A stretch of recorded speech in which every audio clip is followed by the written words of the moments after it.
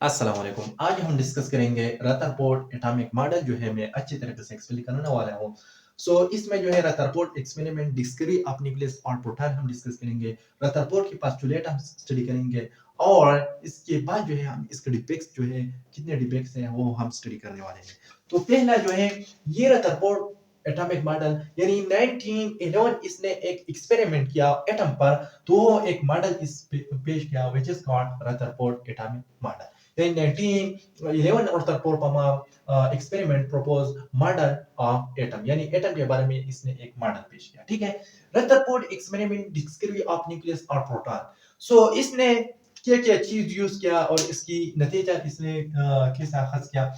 Use a thin gold pile यानी 0.000 centimetre thin gold जो है पाइल जो है इसने यूज किया प्लास्टिक। ठीक है, और इस थिन गोल्ड पाइल से इसने एक जो है वो एक स्क्रीन ऑफ जिंक सल्फाइड जो है वो इस सराउंड किया इस गोल्ड पाइल से। Surround a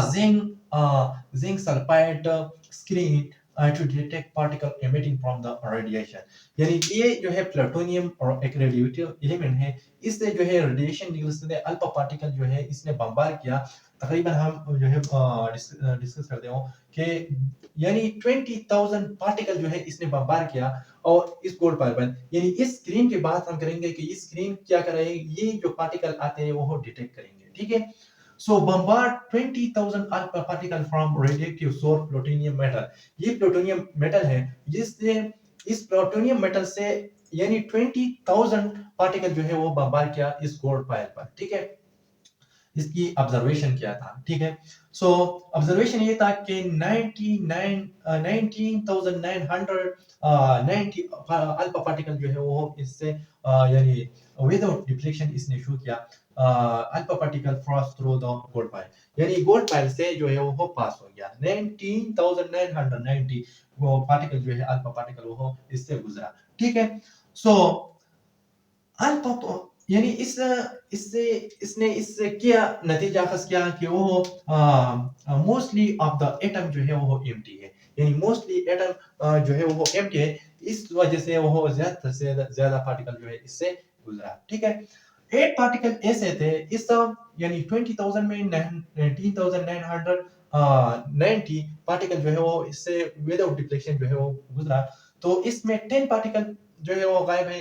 तो 10 पार्टिकल में 8 पार्टिकल ऐसे थे वो डिफ्लेक्ट होगा लार्ज एंगल पर। तो हम डिस्कस करेंगे कि क्यों लार्ज एंगल पर जो है वो डिफ्लेक्ट होगा। ये लार्ज एंगल पर जो है वो 8 पार्टिकल ऐसे थे कि वो लार्ज एंगल पर जो है वो डिफ्लेक्ट होगा। इस थर्ड ऑब्जर्वेशन इसका था कि two alpha particle bounce back at their original path. यानी 2 पार्टिकल ऐसे थे कि वो इस ओरिजिनल पाथ पर जो है वो दोबारा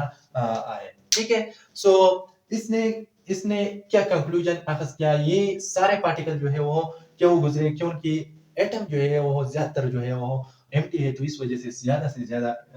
पार्टिकल जो है वो यानी मैं ये कंसीडर करूंगा वन जो है वो ज्यादा से ज्यादा पार्टिकल जो है इस वजह से वो गुजरा।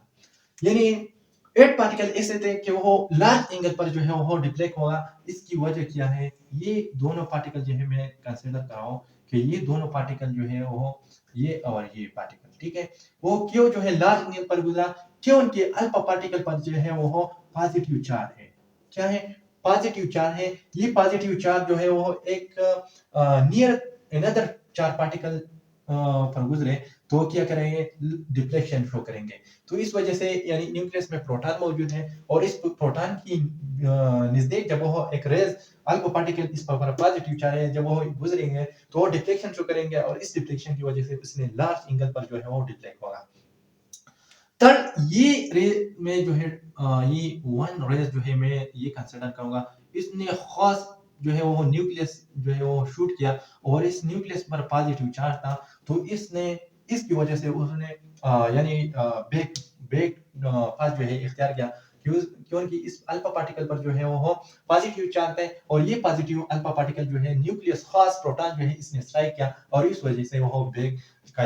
रास्ता इख्तियार किया। ठीक है, इसने क्या कंक्लूजन अखज किया इस सारी एक्सपेरिमेंट से, अल्फा यानी रदरफोर्ड जो है वो concluded that atom contain a positive क्या पॉजिटिव पोर्शन यानी पोर्शन इसमें एक पॉजिटिव पोर्शन इस एटम में मौजूद है और इस क्योंकि nucleus in the centre of the atom यानी इसने नाम दिया न्यूक्लियस में इसमें प्रेजेंट है यानी प्रोटॉन इसमें प्रेजेंट है यानी ये एक न्यूक्लियस जो है वो डिस्कवर किया क्योंकि अल्फा पार्टिकल जो है वो न्यूक्लियस जो है इस पर पॉजिटिव चार्ज इसलिए है क्योंकि वो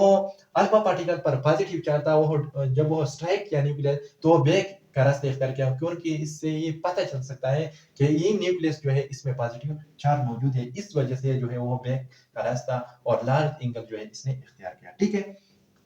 बिकॉज अल्फा पार्टिकल जो है आल्सो अ पॉजिटिव चार्ज यानी अल्फा पार्टिकल पर जो है वो पॉजिटिव चार्ज है similar charge repel each other जब वो सिमिलर चार्ज जो है वो एक दूसरे पर जो है वो नजदीक आते हैं तो इस वजह से वो रिफ्लेक्शन शो करेंगे so this all about Rutherford experiment so facilitated and screenshot now we can move to postulate of Rutherford experiment की तरफ हम जाएंगे so facilitated and screenshot so main postulate of Rutherford atomic model जो है हम discuss करने वाले हैं सो फर्स्ट पोस्टुलेट इसका क्या है atom consist of positive charge यानी एटम जो है वो पॉजिटिव चार्ज यानी एक पॉजिटिव पोर्शन जो है एटम के सेंटर में मौजूद है और इसने नाम दिया न्यूक्लियस यानी एक एटम में के बीच में एक पोर्शन है एक पॉजिटिव पोर्शन है और इसने नाम दिया न्यूक्लियस और इस न्यूक्लियस में मौजूद है प्रोटॉन एंड न्यूट्रॉन सेकंड इसने electron revolving around the nucleus यानी जितने भी इलेक्ट्रॉन हम देखेंगे वो रिवॉल्व करेंगे न्यूक्लियस फर्स्ट ये न्यूक्लियस है और ये न्यूक्लियस की इर्द गिर्द जो है वो इलेक्ट्रॉन जो है वो रिवॉल्व करेंगे ठीक है So, just like a planet around the sun, यानी जिस तरह जो है वो एक सन है और इस सन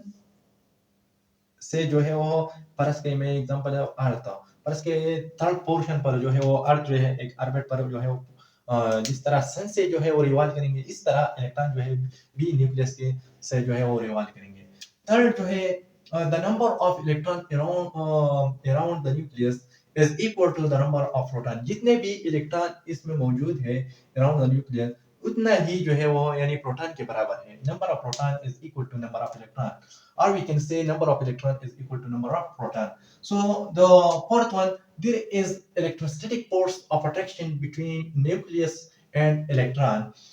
यानी इस प्रोटॉन यानी परस का ये प्रोटॉन है इस प्रोटॉन और ये इलेक्ट्रॉन के बीच में एक इलेक्ट्रोस्टैटिक फोर्स है और ये इलेक्ट्रोस्टैटिक फोर्स जो है प्रोवाइड करेंगे सेंट्रीपिटल फोर्स यानी सेंट्रीपिटल फोर्स जो है वो एक ऐसा फोर्स है जो है वो एक बॉडी जो है कंपेल करेंगे एक गिरदश में ठीक है which compel electron to move in a circular path around the nucleus वो मजबूर करेंगे इलेक्ट्रॉन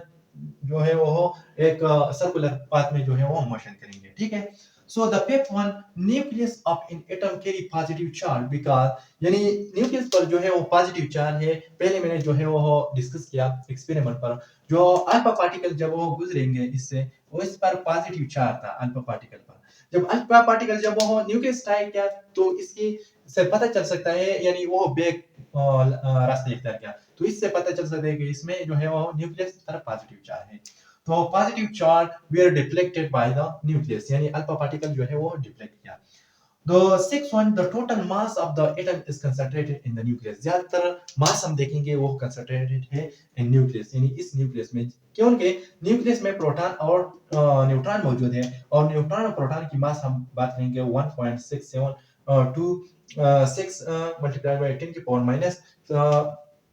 27 है और इसका भी 27 यानी इसकी यानी प्रोटॉन मास से जो न्यूट्रॉन मास है वो ज्यादा है लेकिन इसके मुकाबले में यानी ज्यादातर मास जो है ये बहुत जो है वो न्यूक्लियस में प्रेजेंट है लेकिन ये जो है वो हम ज्यादातर नेग्लिजिबल करेंगे क्योंकि बहुत ज्यादा स्मॉल वजन है इस इलेक्ट्रॉन का सो ज्यादातर मास जो है वो कंसंट्रेटेड है इन न्यूक्लियस में so this is main postulate now we can move to discuss about the defects of Rutherford atomic model so first take a screenshot so चलो डिस्कस करते हैं वो defects of Rutherford atomic model जो है हम discuss करेंगे कि इसके डिफेक्ट्स क्या हैं so Rutherford atomic model is based on the law of motion and gravitation which are applicable to neutral bodies not to charged body यानी रदरफोर्ड ने किया कि ये जो है न्यूक्लियस है और इसके गिर्द जो है वो इलेक्ट्रॉन जो है वो रिवॉल्व करेंगे ठीक है और जिस तरह एक ग्रेविटी जो है वो अपनी तरफ जो है एक चीज जो है वो खींचते हैं, इस तरह जो है वो न्यूक्लियस जो है ये इलेक्ट्रॉन जो है अपनी तरफ जो है वो खींचते हैं, ठीक है। सो यानी ये एप्लीकेबल था neutral body, but this can not be applicable for charge body. यानी ये जो है इलेक्ट्रॉन हम देखेंगे इस पर जो है नेगेटिव चार्ज है, तो इस वजह से ये जो रदरफोर्ड जो है इसका जो बेस्ट डिफेक्ट्स ये है, ठीक है। सो सेकंड जो है, according to Maxwell theory, electron are charged body. So revolving around the nucleus should emit energy continuously. So the electron will move a circular path, ultimately fall in the nucleus and does not happen. यानी ये यानी Rutherford के मुताबिक simply मैं ये बात कहना चाहता हूँ कि ये रदरफोर्ड के मुताबिक जो है वो ये इलेक्ट्रॉन जो है वो जब कंटिन्यूसली एनर्जी इमिट करेंगे, जब वो मोशन करेंगे और कंटिन्यूसली इमिट करेंगे, फर्स्ट मैं ये इलेक्ट्रॉन जो है ड्रा करूंगा, जब ये जो है वो इमिट करेंगे, एक ऐसा दिन आ जाएगा, एक ऐसा वक्त आएगा कि वो ये जो है न्यूक्लियस की तरफ जाएंगे। जब वो कंटिन्यूसली यानी एनर्जी क्यों जो है वो इमिट करेंगे, यानी फर्ज करें ये जो है वो मान कर है और अगर हम इस जगह पर जो है